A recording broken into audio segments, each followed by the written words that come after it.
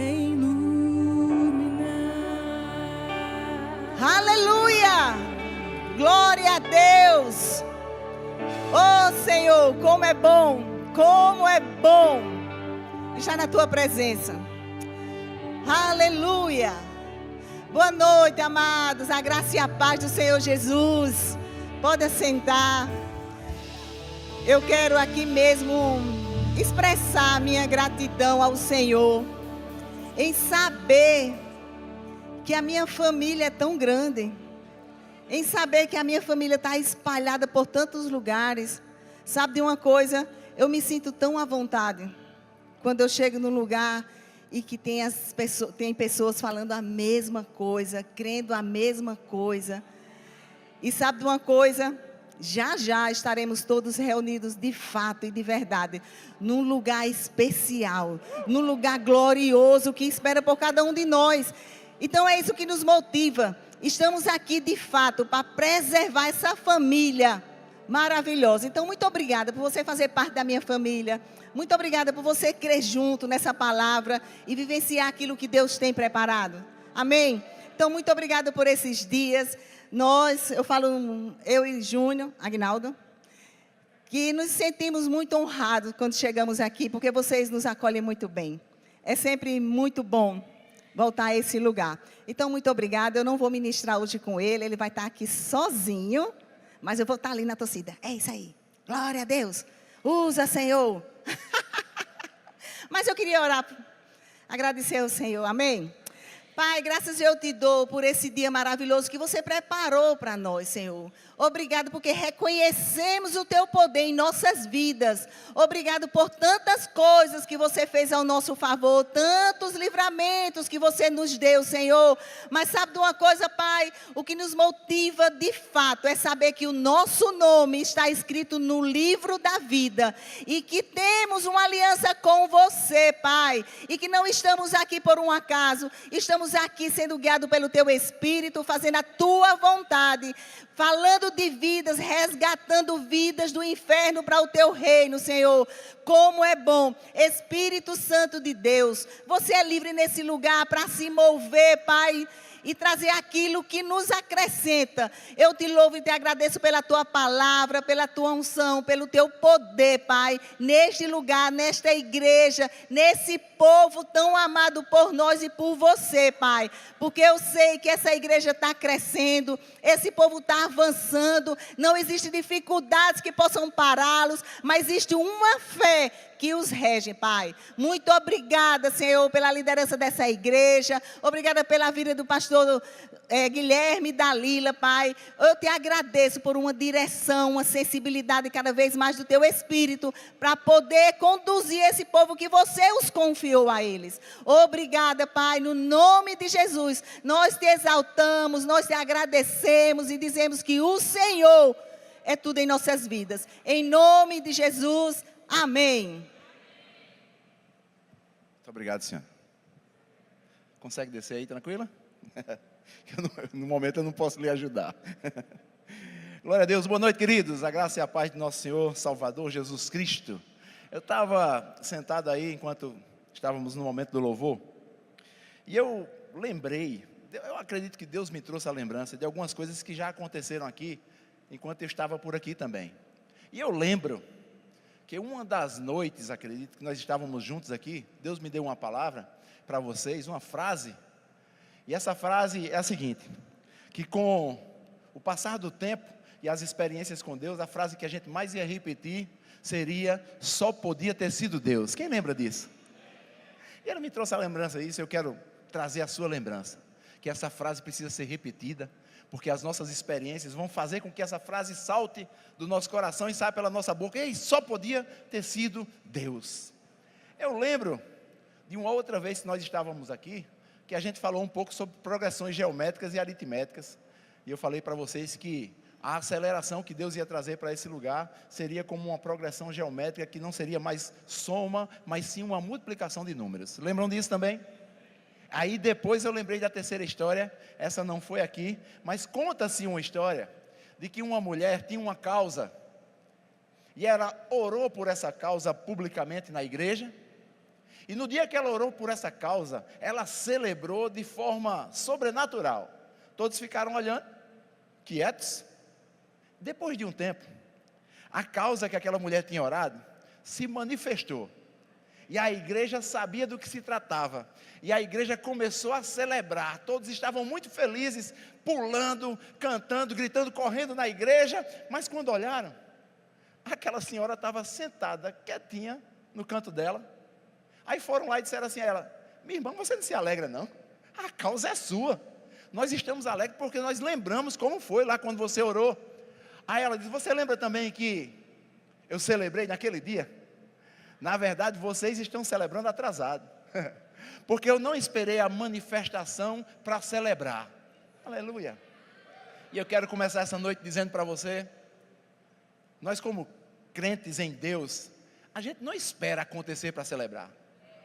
Eu não sei quais são os projetos que você tem para a sua vida pessoal, para a sua vida familiar, para a sua vida ministerial, para a sua vida familiar. Eu não sei qual o projeto, queridos, mas se você orou e entregou na mão de Deus, começa a dizer: só pode ser Deus. Começa a dizer: isso vai ser uma progressão geométrica, vai ser muito rápido. Começa a celebrar mesmo sem ver, porque vai acontecer. E eu te pergunto, diante das coisas que tem para acontecer na sua vida, o que você precisaria celebrar hoje, como se já tivesse acontecido? Você pode ficar de pé? Glória a Deus. Fecha teus olhos e começa a pensar sobre isso. O que você já entregou a Deus? O que você já orou? Qual foi a causa que já foi colocada na mão de Deus? Ei, celebra! Porque já aconteceu. No reino espiritual já está tudo completo. Qual é o plano familiar? Qual é o plano para a igreja? Já deu certo! O nosso comportamento antes de que aconteça deve ser exatamente aquele de quem já viu acontecer. Aleluia! Sabe, queridos, continua em pé. Eu também estou em pé com vocês. Tem um texto na Bíblia que fala sobre 3 homens, Sadraque, Mesaque e Abednego. Eu gosto muito desse texto. E fala que eles iam ser lançados em uma fornalha. E essa fornalha foi aquecida 7 vezes mais. Os homens fortes do reino que lançaram Sadraque, Mesaque e Abednego morreram na porta da fornalha. Depois a gente celebra, porque o rei dá uma olhada e diz: nós jogamos 3, tem 4. Aleluia. Aí a gente vibra muito. Aí eles estão passeando, a gente vibra mais ainda. Mas se eu te dizer uma novidade, o lugar de morrer não era dentro da fornalha, era na porta. Ou seja, a ação de Deus já tinha acontecido e a gente estava esperando um sobrenatural, alguma coisa visível para começar a celebrar. Queridos, eu convoco você nessa noite. Não tem nem música aqui, para não mexer com o sentimento. Mas você pode celebrar aquilo que você tem certeza que já está sendo providenciado por Deus. Deus já está trabalhando em teu favor, meu irmão. Aleluia! Só pode ser Deus. Ah, rapaz, você está dizendo isso, nós estamos no final de semana aí falando sobre família, a minha família tal. Ei, não fica olhando para a situação. Olha para quem pode mudar a situação. E celebra antes mesmo de acontecer. Porque Deus não mudou. O mesmo Deus que livrou Sadraque, Mesaque e Abednego é o Deus que está atuando sobre a sua vida, meu irmão. Aleluia, você crê nisso? Alimenta esse comportamento de quem celebra mesmo antes de acontecer. Amém? Vocês podem sentar. Aleluia. Oh, glória a Deus. Como é bom estar com vocês, queridos. Há uma alegria bem especial na minha vida quando eu estou aqui com vocês. Eu amo muito esse casal que está à frente da igreja. Amo muito vocês. Sempre bom estar por aqui, mesmo vindo do Nordeste, que é tido como um lugar muito quente. Quem diz que o Nordeste é quente não veio aqui ainda. Porque se vier, ele muda de ideia. Queridos, nós estamos em um final de semana especial, falando sobre esse fundamento da vida, que é família. Porque família, na verdade, não é ideia de homem, é uma ideia de Deus. Nasceu no coração de Deus. E quantos sabem que Deus tem boas ideias? Que maravilha. Isso não quer dizer que uma pessoa que não quer casar, ele não está considerando a ideia de Deus. Ele já faz parte de uma família. Você tem que ter um pai e uma mãe. Então você já faz parte desse projeto de Deus por nome família. E é um projeto maravilhoso. Eu chamo família como alicerce de construção. É uma parte que não é tão visível, porque ela é tratada em casa, mas ela dá sustentação a tudo que você tem para projetar na sua vida. Ah, minha vida ministerial, o sustento dela está na sua vida familiar. Começa em casa. Eu queria nessa noite apresentar para vocês, pode soltar aí aquela foto que eu pedi. Eu pedi para passar uma foto aqui para vocês. Essa é a foto da minha família.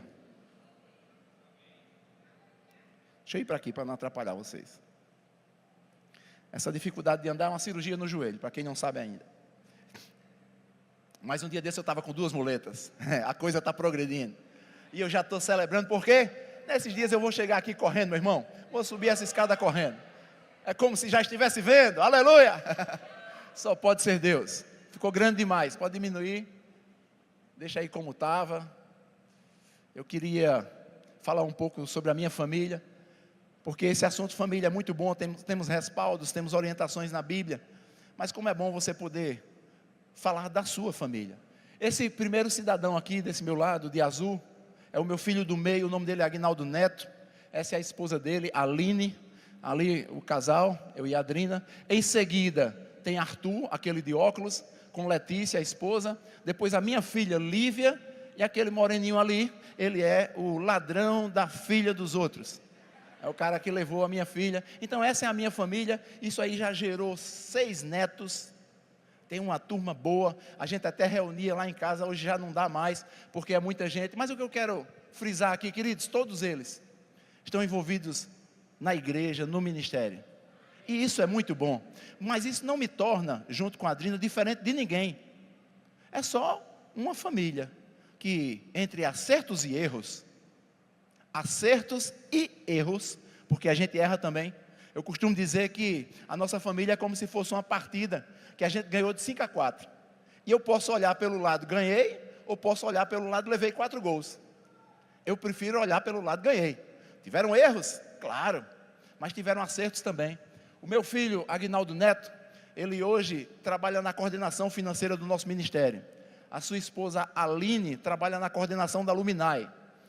Arthur, aquele de óculos lá em cima, ele é o responsável por todas as escalas dos professores dos remas do Brasil.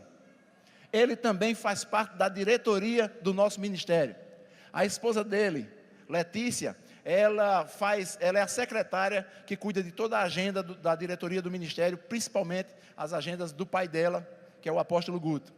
Lívia, minha filha, ela é coordenadora do departamento feminino do ministério, e ela também é a arquiteta responsável por toda aquela produção e as reformas que aconteceram lá na sede do nosso ministério. O Júnior, o Marconi Júnior, que já esteve aqui, já deu aula aqui no Rema, ele hoje é o coordenador das escolas de ministros do nosso ministério. Tudo o que acontece nas escolas de ministros, seja ela a de Campina Grande, ou qualquer uma itinerante, como normalmente tem durante os anos, ele quem resolve tudo isso aí. Queridos, como é bom poder dar uma olhada para a família, e chegar na idade que eu cheguei, e você dar uma olhada e dizer, rapaz, deu certo. Aí você pode estar pensando, cara, a minha não está tão boa assim. Deixa eu te dizer uma coisa, não foi habilidade minha nem de Adrina, mas é a ajuda do próprio Deus. Então não há nada que Deus não possa mudar a situação. Eu quero estimular você, se está acontecendo alguma coisa que precisa ser ajustada, Deus continua sendo o mesmo, Ele continua sendo bom. A progressão que Ele tem para a minha vida e para a sua, não é mais aritmética, é geométrica. As coisas vão ser multiplicadas, porque nós estamos chegando no final, e é tempo de acelerar, amém? Então essa é a minha família, pode tirar, beleza, já tiraram. Eu lembro bem que alguns investimentos que a gente fez, dentre eles eu queria destacar um. Teve uma época lá em casa, que nós decidimos fazer cultos em casa.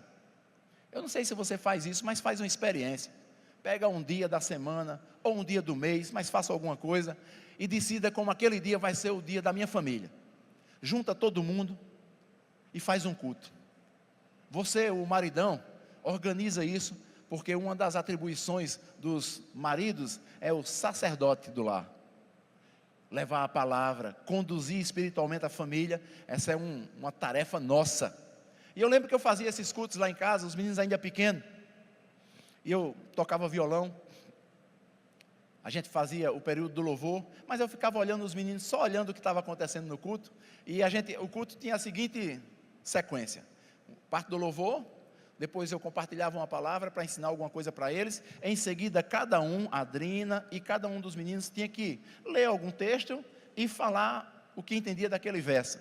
Aí era bem interessante, porque chegava na vez deles, eles muito pequenininhos ainda, já tinham até dificuldade para ler o versículo, mas eles liam assim com muita dificuldade, depois tentava dizer alguma coisa do versículo, e como era engraçado, porque diziam coisas que não tinham nada a ver com o versículo, mas a gente estava tentando acertar, até que um dia, eu pensei assim, cara, eu vou comprar um violãozinho de brinquedo, e vou dar aqui para Arthur, para ele ficar, blém, blém, blém, como se estivesse me acompanhando, e peguei um zabumbazinho, e comprei e dei a Netinho, para ele ficar tom, tom, tom, como se estivesse dando ritmo. E era interessante que a gente fazia um louvor, a música era a mesma, mas o que estava sendo feito era totalmente diferente, mas dava certo, porque o fundamento, o princípio estava sendo executado, que era estar juntos com um só propósito e ensinar os meninos, nós precisamos estar cultuando em casa. Olha que maravilha.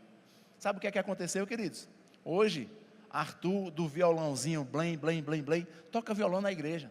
Toca nos cultos toda terça.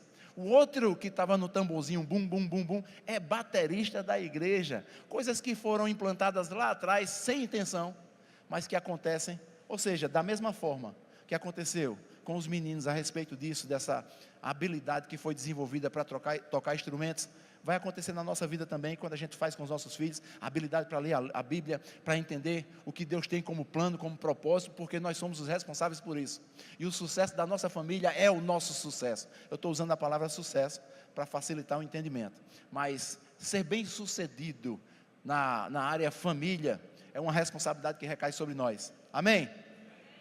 E isso tudo tem a ver com princípios, e sempre que eu lembro de princípios, eu lembro de um texto bíblico, e eu queria ler um pouco desse texto para você, que está lá em Josué capítulo 24, a partir do verso 1, Josué, ele foi um homem de Deus, você sabe disso, e ele tomou umas atitudes que servem como lição para nós, e ele diz assim, a partir do verso 1, depois Josué convocou todo o povo de Israel, para comparecer diante dele em Siquém. O povo e todos os líderes, os chefes, os juízes, os oficiais foram convocados e eles se apresentaram diante de Deus. Verso 2, então Josué dirigiu-se a todo o povo dizendo, assim diz o Senhor, um homem de Deus, falando em nome de Deus, assim diz o Senhor, o Deus de Israel, antigamente os primeiros pais de vocês, incluindo Terá, pai de Abraão, e Naor, viviam ao leste do Eufrates e serviam a outros deuses. Aí depois ele começa a relatar e trazer a lembrança, olha para mim, ele começa a trazer a lembrança o que Deus já tinha feito por aquele povo. Queridos, Deus está nos convocando para começar por esse ponto. Não é estar olhando para as coisas e dificuldades que a gente pode ter no futuro, ou que está vivendo hoje, mas dar uma olhada para trás e ver o que Deus já fez por você. Não há problema nisso, queridos, dá uma olhada para trás, porque o mesmo Deus que foi comigo ontem, está pronto para ser comigo amanhã. Foi assim com Davi. Davi, quando foi enfrentar Golias, ele deu uma olhada para trás, ao ponto de falar sobre o que ele estava vendo. Ele disse, quando teve um leão, foi assim, assim, assim. Quando teve um urso, foi assim, assim. Com esse gigante, não vai ser diferente. Com esse filisteu, na verdade, ele nem chegou a chamar Golias de gigante, porque ele podia ser gigante para muita gente, mas para Davi era só um homem grande que ia cair. Por causa das convicções, queridos. As convicções vêm por relembrar aquilo que aconteceu. E nesse texto, Josué, usado por Deus, ele diz assim, falando em nome de Deus, eu conduzi Abraão à terra de Canaã, dei a ele Isaque, a Isaque dei Jacó e Esaú, dei territórios e cidades, os livrei do mar vermelho, nas guerras dei vitória, e vocês se alimentaram de uvas, azeites e azeitona que não plantaram. Ele lembrou o que Deus já tinha feito por aquele povo. Depois ele continua no verso 14 e diz assim, agora temam ao Senhor e sirvam a Ele com sinceridade e fidelidade, joguem fora os deuses dos seus pais, que os seus pais adoravam, quando eles viviam para o lado do rio Eufrates e no Egito, e sirvam somente ao Senhor. Se porém vocês não desejam obedecer ao Senhor, escolham hoje a quem irão servir, se aos deuses falsos dos seus pais do leste do Eufrates, ou aos deuses falsos dos amorreus, em cuja terra hoje habitam. Quanto a mim, aleluia, olha a segurança desse homem, ele também era um dos que olhavam para os feitos do Senhor, e ele disse: quanto a mim, ouçam bem, eu e a minha casa serviremos ao Senhor. Aleluia, que segurança, que maravilha, porque ele tinha tanta certeza, porque ele tinha decidido. O que vai mover a nossa vida familiar são as nossas decisões, meu irmão. Decidir fazer um culto, decidir se reunir para compartilhar a palavra, decidir ter cuidado quando a gente está conversando qualquer tipo de assunto na frente dos nossos filhos. Sabe, queridos, eu vi uma frase bem interessante, que fala sobre os nossos filhos, enquanto eles estão em casa, e a frase diz o seguinte: enquanto eles estão em casa, treine-os, depois que ele sair, você passa a ser um torcedor, você vai sair da posição de treinador para torcedor.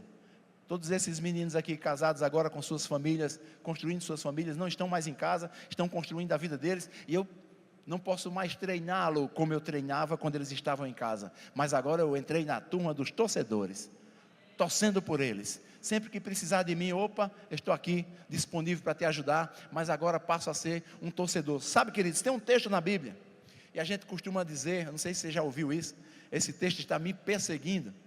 E é bom ser perseguido por um texto bíblico, é melhor do que ser perseguido por uma moto com 2 homens de capacete preto em cima.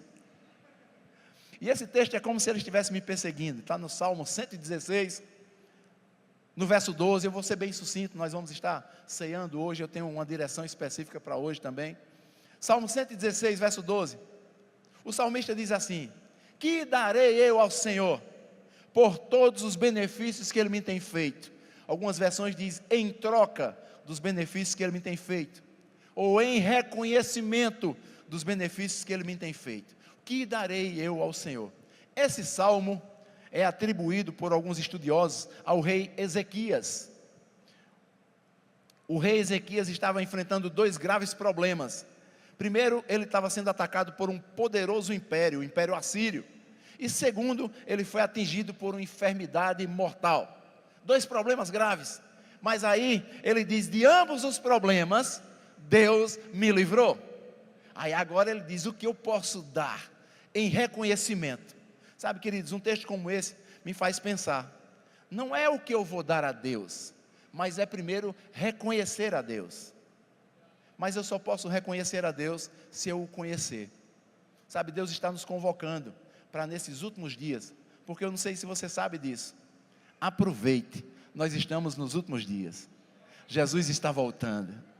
Maranata, ora vem Senhor Jesus. E não é um maranata pelo alívio, para resolver essa parada toda, não, é um maranata porque nós desejamos isso, mas até que Ele venha, tem coisas que precisam ser feitas, na minha vida familiar, na minha vida ministerial, eu tenho que entender isso, amém?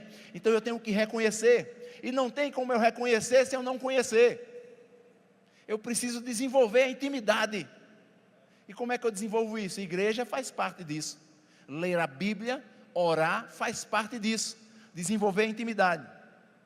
Sempre que eu falo sobre desenvolver a intimidade, eu lembro de um texto de Oséias, capítulo 6, verso 3, Oséias 6, 3, que diz assim: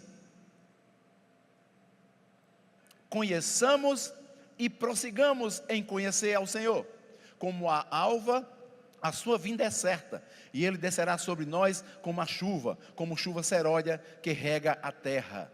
Na Nova Bíblia Viva diz assim: precisamos muito conhecer o Senhor, vamos nos esforçar para conhecê-lo cada vez mais, e Ele nos responderá, tão certo como a manhã que vem depois da noite, ou a chuva que chega com a primavera e rega a terra.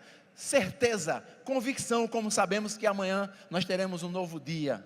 Queridos, essa convicção tem a ver com o conhecimento, e aqui ele fala sobre um processo de conhecimento. Quando nós entramos nesse negócio do Evangelho, nós não conhecíamos a Deus, a gente entrou por alguma razão que nos chamou a atenção para aquele momento, você levantou a sua mão, alguma coisa estava acontecendo dentro de você, aquilo era o começo de um processo de conhecer e prosseguir em conhecer a Deus. tem dois textos na Bíblia que eu me lembro também, quando eu falo sobre conhecer a Deus. Um está em João 5, não precisa se abrir, só acredito que está lá esse texto. E esse texto de João 5, bem conhecido, fala sobre o tanque de Betesda. Um tanque onde as pessoas enfermas ficavam sentadas ao redor. E de tempos em tempos, um anjo vinha e movia as águas. Quando ele movia as águas, o primeiro enfermo que pulasse dentro seria totalmente curado. O segundo enfermo que pulasse dentro seria totalmente molhado apenas, porque só curava o primeiro. Jesus chegou naquele lugar e tinha um homem que tinha 38 anos, que estava enfermo, e estava na beira daquele tanque. Jesus teve compaixão daquele homem e foi lá conversar com o homem. E aí Jesus pergunta assim: você gostaria de ser curado? Parece uma pergunta para aquele momento e para aquele lugar. Aí ele diz: não posso, Senhor. Sabe, queridos, quando a gente não conhece a Deus, uma das palavras, as frases que mais vão ser ditas é: não posso, não vai dar certo, dessa vez não deu, porque a gente não está acreditando. Esse homem enfermo há 38 anos, sentado na beira do tanque, conversando com a própria solução da vida dele, mas não conhecia. E ele disse: eu não posso, Senhor. E sabe, queridos, quando a gente não tem intimidade com Deus, essa tomada de decisão pelo eu não posso, ela também vem recheada com a razão de não poder. E ele começa a dizer assim: não dá certo não, porque quando a água se mexe, outra pessoa vai e pula na frente. Claro que alguém ia pular na frente, ele era paralítico, a probabilidade dele correr e chegar primeiro era mínima, mas ele falava com a solução, queridos. Aí tem um outro texto, bem interessante também, que está lá em Marcos 10, que fala sobre um homem por nome Bartimeu. Bartimeu, a palavra bar significa filho, ele era filho de Timeu. Isso significa que você é bar Deus, filho de Deus, olha que maravilha. E diz que Bartimeu também estava sentado numa beira, só que não era de um tanque, agora era na beira do caminho. E ele ouviu um barulho, perguntou o que era, disse: quem vem lá é Jesus. Mas ele sabia quem era, ele conhecia, ao ponto de que ele foi movido por um grito muito forte. Ele começou a gritar: Jesus, filho de Davi, tenha compaixão de mim. Ele falava sobre três coisas. Primeiro, ele sabia quem vinha. Segundo, ele sabia a linhagem. E quando ele diz: tem compaixão de mim, ele sabia o que Jesus poderia fazer por ele. Essa consciência tem quem conhece. Mas chegaram para ele, se levantou a primeira barreira e disse: rapaz, para de gritar, que você está perturbando o ambiente. E a Bíblia diz que ele parou de gritar. É isso? Não. Quando as barreiras chegam, a gente vai romper, porque toda barreira vem com um propósito. Na verdade, dois. O primeiro é tentar te parar. O segundo é você romper. E depois que você rompe, você sai mais forte do outro lado. Amém? E barreiras nós vamos enfrentar sempre, queridos. A própria Bíblia diz: no mundo vocês vão ter aflições, mas não para aí. Aí diz: tenha bom ânimo, porque eu venci o mundo. Ele estava dizendo: se eu venci como homem, você também pode vencer. Aleluia, aleluia. Sabe, queridos, aquele homem começou a gritar mais alto: Jesus, filho de Davi, tenha compaixão de mim. Ao ponto de que Jesus para e diz: traz ele aqui. Sabe, queridos, quando levam Bartimeu até Jesus, a pergunta de Jesus é: o que você quer que eu te faça? O que é que você quer que eu faça para você? Olha que maravilha, que pergunta maravilhosa. Só que tem um detalhe, queridos: quando chamam Bartimeu para que vá até Jesus, ele tomou uma atitude. Bartimeu usava uma capa. Essa capa era o seu bem mais precioso.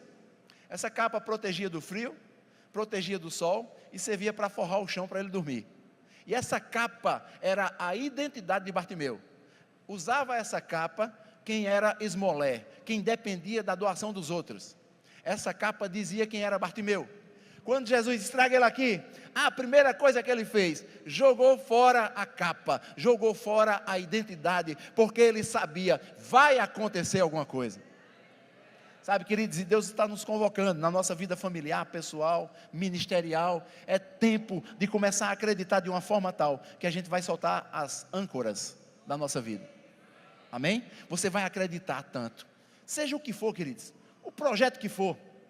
Eu não sei o que você pensa sobre climatizar essa igreja. Isso, glória a Deus. Mas pode ser que quando alguém diga climatizar a igreja, passa pela sua cabeça: rapaz, mas não vai dar certo, porque é muita coisa, meu irmão. A igreja é muito grande, é um espaço. Como é que vai fazer um negócio desse aqui? Esse é o pensamento de quem não tem muita intimidade com Deus, me perdoe. Mas quando a gente tem intimidade com Deus, sabe o que é que a gente diz? Vai dar certo. Rapaz, e as máquinas? Vai dar certo, as máquinas vão chegar. Mas quantas máquinas vão ser? Não sei, eu sei que vai dar certo. Por causa da confiança que é gerada pelo conhecimento. Eu sei do que se trata, queridos. Não pense nunca que é você o grande responsável por essa igreja, queridos. Você é só um servo nessa igreja. O dono da igreja é o Senhor. Essa é a igreja do Senhor. Essa igreja tem um dono, queridos. A gente está aqui, pastorzão, tu está aqui para servir ao dono. Nós estamos aqui para servir ao dono. Quem é o maior interessado nisso? O pastor da igreja? Eu estou no exemplo ainda de climatizar. Não. O maior interessado nisso é Deus, porque quer ver você confortável aí. Ah, vamos trocar as cadeiras. Rapaz, isso vai custar caro. Não, vai dar certo. Eu já estou visualizando. Eu estou sentando nessa aqui que está dura, mas é como se eu já estivesse pensando, meu irmão, como vai ser bom. Com as cadeiras, climatizado, tudo vai acontecer. E o que é que eu tenho nisso? Eu tenho uma parte a fazer nesse negócio. Primeiro é crer. E se eu creio, eu me envolvo.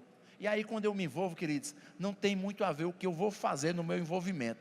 Quanto eu vou dar nesse negócio? Não, tem a ver o seguinte, eu estou envolvido nesse negócio. Ah, rapaz, eu não tenho muito o que fazer agora, mas vamos juntar um bocado de roupa usada, para a gente em tal canto vender, isso vai gerar um dinheiro, a gente faz. O dinheiro vai dar para o ar-condicionado, talvez nem dê, mas eu estou fazendo alguma coisa. Por quê? Porque eu conheço a Deus, querido. E eu sei o que Ele vai fazer nesse lugar. Eu estou querendo estimular mesmo a sua vida. Essa é uma boa igreja. Essa é uma igreja sadia, saudável e que conhece a Deus. Depois que esse homem, Bartimeu, chega perto de Jesus, e Jesus pergunta, o que é que você quer que eu faça? Aí ele diz assim, eu queria tornar a ver, e eu acho isso legal demais, porque tornar a ver significa, um dia eu já vi, e perdi a visão. Eita glória, vou até me levantar, deixa eu te dizer uma coisa, Deus está falando para você dessa igreja hoje, é tempo de tornar a ver. Aleluia. É tempo de tornar a ver. Voltar a enxergar as coisas como elas são. Sabe, queridos, a beleza de enxergar, naturalmente falando, esse homem tinha perdido. E ele disse, eu queria tornar a ver. Jesus cura aquele homem. E a Bíblia diz no final desse texto, e ele seguia a Jesus pela estrada. Queridos, para seguir a Jesus nós precisamos estar enxergando. Enxerga quem Ele é, enxerga o que Ele pode fazer por você. E isso vai começar onde? Na minha vida familiar, na minha casa, e vai refletir na igreja. Porque eu tenho que ser na igreja aquilo que eu já sou em casa. Aleluia. Aquela confiança, aquela intimidade que já é gerada em casa, nas minhas orações. Quando começa um dia, que eu sei, eu tenho certeza que se eu for tentar conduzir o meu dia, vai ser insuficiente. Mas eu tenho outra certeza, eu não estou sozinho. Ele está comigo, então certamente, aquilo que tiver projetado para esse dia, vai acontecer, queridos. É assim, queridos. É assim que funciona, é assim que Deus quer que venhamos a gerir a nossa vida, a gestão mesmo da nossa vida espiritual, queridos, com fé, entendendo quem Ele é, conhecendo e prosseguindo em conhecê-lo, porque tem coisas grandes para acontecer em você e através de você, amém?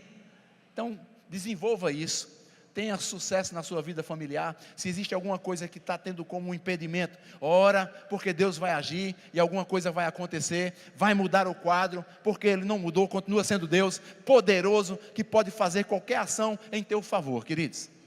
Eu queria fazer algo agora, eu vou talvez até mudar um pouco a ordem de alguma coisa, mas me permita, pastor. Tem um texto na Bíblia, na verdade são 4 textos na Bíblia que falam sobre a ceia do Senhor.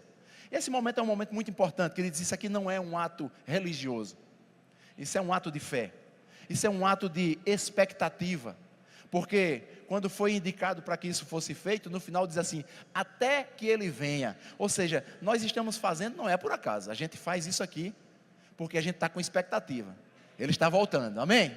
É até que Ele venha. Mas 3 textos que estão em Mateus, Marcos e Lucas, são os próprios apóstolos que relatam aquilo que aconteceu quando Jesus estava ensinando sobre ceia. Mas o 4º texto está em 1 Coríntios capítulo 11, e aí já é Paulo falando, e Paulo não estava no dia que Jesus falou sobre a ceia. Aí quando ele começa a falar, ele começa a reclamar do povo, porque ele estava dizendo em outras palavras, mundiça, não sei se você conhece esse termo aqui, mas ele estava dizendo, rapaz, como é que vocês chegam e não esperam um pelos outros? Como é que vocês chegam e comem tudo? Quando chega o outro, não tem nada para comer. Aí ele diz assim: vocês não têm comida em casa não, é? Porque a ceia, apesar de que nós mantemos a representação, era um ato um pouco diferente. Mas ele repreende esse pessoal. E depois ele começa a dizer, fala sobre comunhão. E ele fala sobre 2 modelos de comunhão, queridos. A comunhão como família, a comunhão horizontal e uma comunhão vertical, que é entre você e Deus. Nós precisamos alimentar essas 2 comunhões. Esse modelo de vida nos torna família, e nós somos uma família mesmo. Agora eu falo e me refiro a essa família, a família de Cristo. E eu queria, num ato de alegria mesmo no meu coração, e de reconhecimento pelo trabalho que é feito nessa igreja, pelo trabalho que é conduzido por vocês como líderes dessa igreja, eu queria convidar a Adrina para subir aqui. Eu vou convidar os pastores dessa igreja com suas esposas para subirem aqui também. Daqui a pouco a ceia vai ser servida para todo mundo, mas eu queria que vocês me permitissem. Podem subir. Há uma ação, eu quero servir a ceia para vocês que são pastores dessa igreja. Eu estou aqui representando o Ministério Verbo da Vida. A supervisão é isso, uma representação do Ministério Verbo da Vida. E como representante do Verbo da Vida, eu quero servir a ceia para vocês. Vamos descer, né? Expressando a gratidão desse ministério pela vida de vocês, por todo o trabalho que vocês têm feito, por tudo que vocês têm desempenhado nessa igreja. Eu sei que vocês já têm tido respostas de Deus referente àquilo que vocês estão fazendo. Eu sei que vocês já estão repetindo a frase, só podia ter sido Deus. Mas eu vou te dizer uma coisa, nós vamos entrar em um tempo em que as coisas vão estar bem aceleradas mesmo. E aí eu tenho que estar pronto para essa aceleração. E vocês, como essa parte pastoral da igreja, esse comando da igreja, eu quero aqui, em nome do Ministério Verbo da Vida, honrar a vida de vocês. Eu quero servir a vocês, porque essa hierarquia, parece que quando vai subindo, a gente pode pensar assim, cara, está numa situação aí bem diferenciada. Não, eu estou aqui para servir a vocês também, sabe? Vocês estão vendo esse pessoal aqui? Eles estão aqui, sabe para quê? Para servir a vocês. Olha que maravilha, servos. Eu quero honrar isso, queridos, honrar mesmo esse trabalho que vocês estão fazendo, mas ao mesmo tempo despertar em vocês expectativas, porque tem coisas grandes para acontecer. Vai ser em vocês e através de vocês. Amém? Vocês podem ministrar um louvor. Eu vou estar servindo a ceia para eles. E depois que servir a ceia para eles, aí vocês vão fazer o processo que estava programado para a ceia para hoje. Vocês podem estender a mão de vocês para cá? Vocês podem orar pelos pastores de vocês? Aleluia. Sabe, querido, certa vez eu vi alguém perguntar na igreja: você está ofertando? Ah, estou. Você tem ofertado para sua esposa e os seus filhos? As pessoas ficaram um pouco caladas. Mas eu vou fazer diferente. Queridos, vocês têm ofertado na vida dos pastores de vocês? Ou tem passado aquele pensamento: não, eles não precisam de nada não. Queridos, oferta o teu amor, oferta o teu abraço, oferta a tua oração, sustentando esses homens e mulheres de Deus. Mas se dedica, porque eles têm se dedicado para servir a vocês. Vocês podem orar por eles? Pai, muito obrigado, Senhor. Nós te louvamos, porque é você que levanta os ministérios, é você que levanta homens e mulheres de Deus com incumbências, com tarefas, com propósitos, e nós nos alegramos com isso, Pai. Nessa noite, reconhecemos publicamente que trabalho maravilhoso tem sido feito nesse lugar, Pai. Muito obrigado pela unção que repousa sobre a vida deles. Muito obrigado por tudo o que aconteceu até aqui, Pai.